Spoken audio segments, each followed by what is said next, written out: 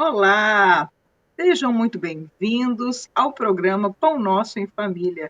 Esse programa que está estreando hoje aqui no canal Espiritismo em Prática, com parceria ao canal Gotas de Espiritismo. Eu sou Lívia Castro e este é Marcos Castro e estaremos falando sobre o livro Pão Nosso, com uma visão aí na parte familiar, na parte de relacionamentos, casamentos aí, e eu acho que isso é muito importante para todos. Olá a todos, sejam bem-vindos ao canal. E nós tivemos essa ideia aí junto com o nosso parceiro aí, o Jefferson, né, do Espiritismo em Prática, para a gente tratar desse assunto aí familiar, sobre casamentos, relacionamentos, filhos, né, e a gente tentar enriquecer o nosso dia a dia aí, um pouco mais de conhecimento que o Espiritismo nos fornece. Né, Isso Livinho? aí, Marcos, isso aí. E é baseado no livro Pão Nosso, do nosso querido Emmanuel, psicografado por Chico Xavier. E hoje a gente vai começar com a introdução, né, Marcos? Hoje a introdução, né, primeira live nossa no Pão Nosso. Eu vou fazer uma breve leitura do texto, né? E depois a gente bate um papo aqui, conversa sobre o assunto. E espero que o pessoal goste desse trabalho nosso aí. Beleza? Vamos começar? Vamos começar, meu querido. Então, a introdução, o título dela é No Serviço Cristão. Ele traz para a gente o trecho bíblico, né? Porque todos devemos comparecer ante o tribunal do Cristo, para que cada um receba segundo o que tiver feito, estando no corpo, o bem ou o mal. Vamos encontrar isso em Paulo, na segunda carta aos Coríntios, capítulo 5, versículo 10. E Emmanuel traz para a gente as orientações. Não falta quem veja no Espiritismo mero campo de experimentação fenomênica, sem qualquer significação de ordem moral para as criaturas. Muitos aprendizes da consoladora doutrina, desse modo, limitam-se às investigações de laboratório ou se limitam a discussões filosóficas. É imperioso reconhecer, todavia, que há tantas categorias de homens desencarnados quantas são as dos encarnados. Entidades discutidoras, levianas, rebeldes e inconstantes transitam em toda parte. Além disso, incógnitas e problemas surgem para os habitantes dos dois planos. Em vista de semelhantes razões, os adeptos do progresso efetivo do mundo, distanciados da vida física, pugnam pelo espiritismo com Jesus, convertendo-nos o intercâmbio em fator de espiritualidade santificante. Acreditamos que não se deve atacar outro círculo da vida quando não nos encontramos interessados em melhorar a personalidade naquele em que respiramos. Não vale pesquisar recursos que não nos dignifiquem. Eis porque, para nós outros, que supomos trazer o coração acordado para a responsabilidade de viver, o Espiritismo não expressa simples convicção de imortalidade. É clima de serviço e edificação. Não adianta guardar a certeza na sobrevivência da alma, além da morte, sem um preparo terrestre na direção da vida espiritual. E nesse esforço de habilitação, não dispomos de outro guia mais sábio e mais amoroso que o Cristo. Somente à luz de suas lições sublimes é possível reajustar o caminho, renovar a mente e purificar o coração. Nem tudo que é admirável é divino. Nem tudo o que é grande é respeitável. Nem tudo o que é belo é santo. E nem tudo o que é agradável é útil. O problema não é apenas de saber, é o de reformar-se a cada um para a extensão do bem. Afeiçoemo-nos, pois, ao Evangelho sentido e vivido, compreendendo o imperativo de nossa iluminação interior, porque, segundo a palavra oportuna e sábia do apóstolo, todos devemos comparecer ante o tribunal do Cristo, a fim de recebermos de acordo com o que realizamos, estando no corpo, o bem ou o mal. Esse é o texto que a gente leu hoje sobre a introdução, né? Ele nos traz o tema de No Serviço Cristão. E fala para a gente a importância de entender que essas diferentes personalidades, as individualidades, as particularidades de cada um no seu processo de desenvolvimento, está em todo lugar, tanto no ambiente encarnado quanto no ambiente desencarnado. Todos passando pelo seu processo de evolução, cada um na sua caminhada, cada um no seu degrau, né? E essa ideia do serviço cristão faz com que nós assumamos a responsabilidade que o Cristo nos ensinou do Evangelho, para que possamos nós nos melhorarmos e ajudar com que outros que estejam com a gente também possam passar pelo processo. Que sejamos um facilitador, né? Uma pessoa que dá a mão amiga para a evolução, não aquela que afunda o outro. Então, a importância de conhecer o Evangelho e vivenciar esse Evangelho. Certo, Lívia? Vamos começar nosso papo sobre o assunto, né? Pois é, certíssimo, né? Isso mesmo. Quando a gente fala no trabalho no bem, o trabalho aí nosso trabalho que melhora, ele começa no nosso lar. Se a gente for trazer para o convívio, né, de famílias, a gente pensa logo como a família como um trabalho árduo diário, né, para Deus. Tanto para a gente se melhorar cada dia mais, aprender a conviver, viver com outras pessoas que muitas das vezes, né, são nossos rivais em muitas coisas, né? A gente tem que aprender a conviver com as nossas diferenças, conviver, estar junto dentro de um lar. Isso é um trabalho árduo, é um trabalho para Deus e para nós mesmos, né?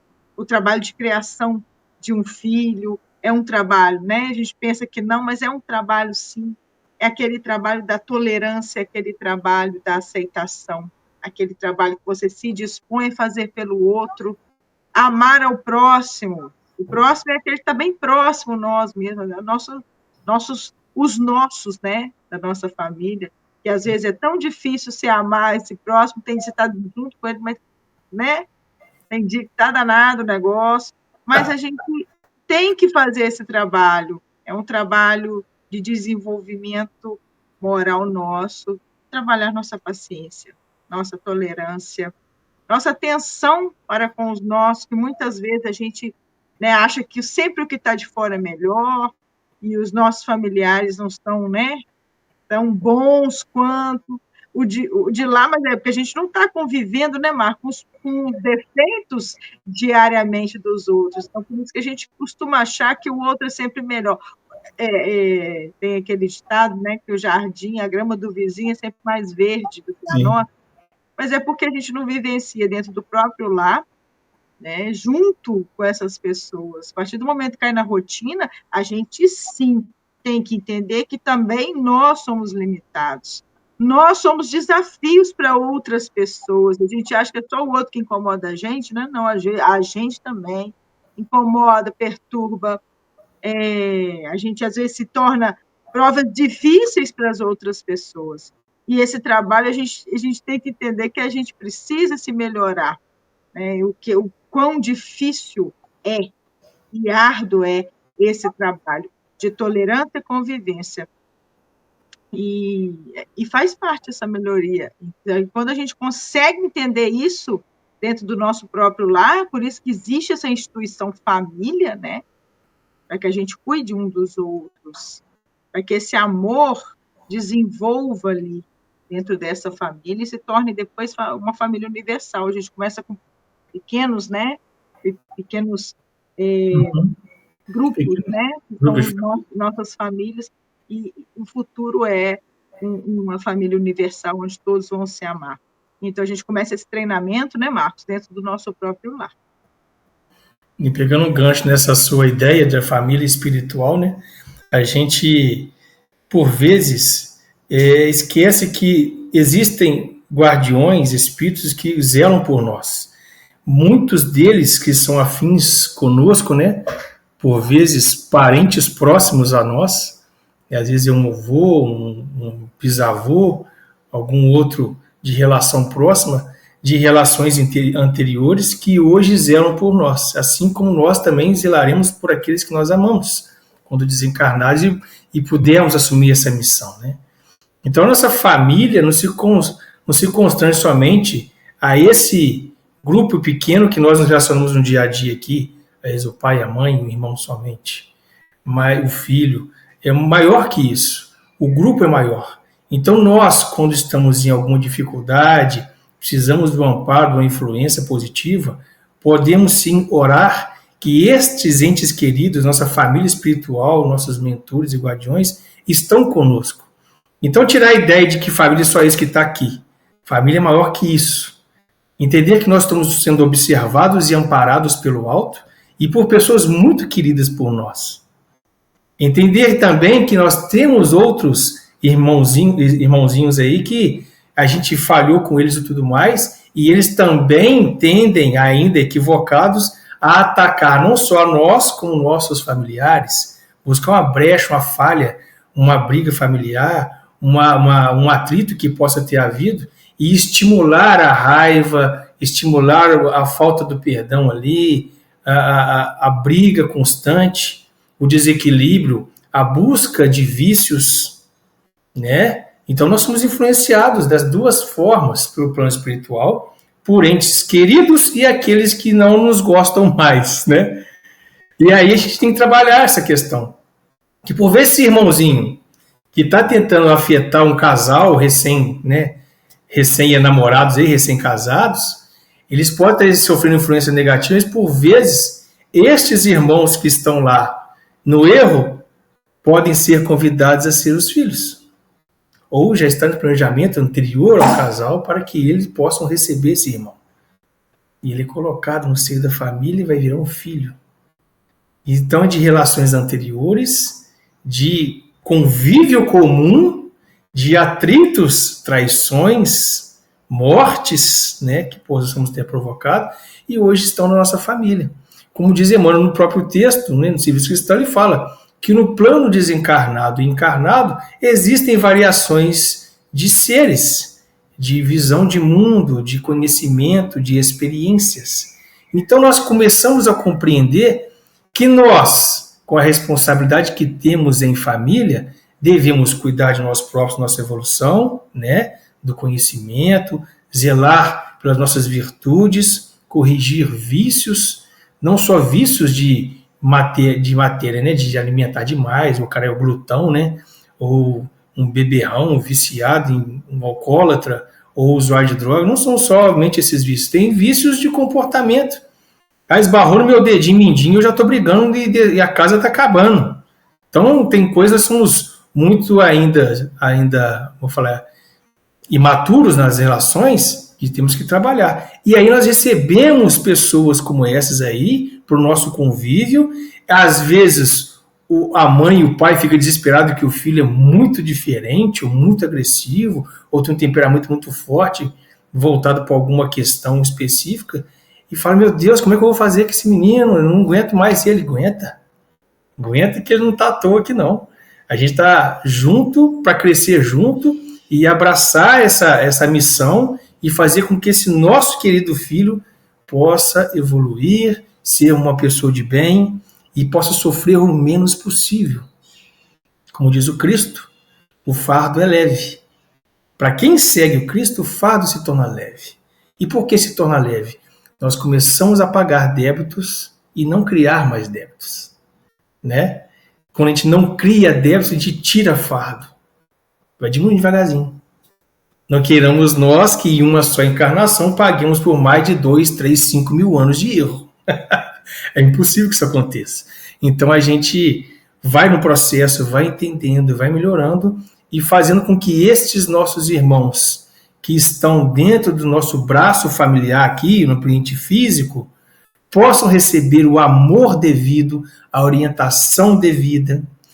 Também devem observar as nossas falhas e a gente ensinar como a gente está tentando se corrigir sobre o perdão, o auto-perdão, e a gente vai crescendo, amadurecendo, e aquela criança que está desenvolvendo com a gente aprendendo também este processo de evolução.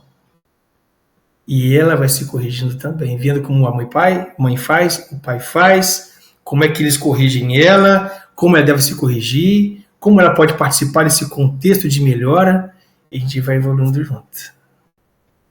E aí, se a gente vai treinando, né? Quando acontecem situações assim, a gente vai treinando.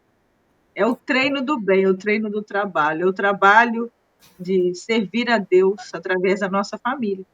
É tentar ter uma família, montar uma família estruturada, por mais assim, mais difícil que seja, né? Por menos recursos que nós tivermos, ou por mais recursos que nós tivermos, isso não interessa. A base familiar, né, é um trabalho de extrema importância para a criação de pessoas, para o convívio, né, entre as pessoas, dentro do próprio lar. É isso que eu falo. O nosso lar tem que ser um ambiente saudável, tem que ser um ambiente harmônico, né? Para Sim. que os nossos irmãos espirituais possam estar ali nos ajudando, assim, né? Ter aquele campo fértil para eles estarem ajudando a gente de uma forma mais efetiva, porque eles não deixam de ajudar, mas eles estão ali o tempo todo falando com a gente, nos intuindo. Se o campo for fértil, a gente escuta. Se o campo não for fértil, com uma casa desestruturada, um ambiente desestruturado, tudo fica mais difícil, né? Até mesmo da gente ouvir.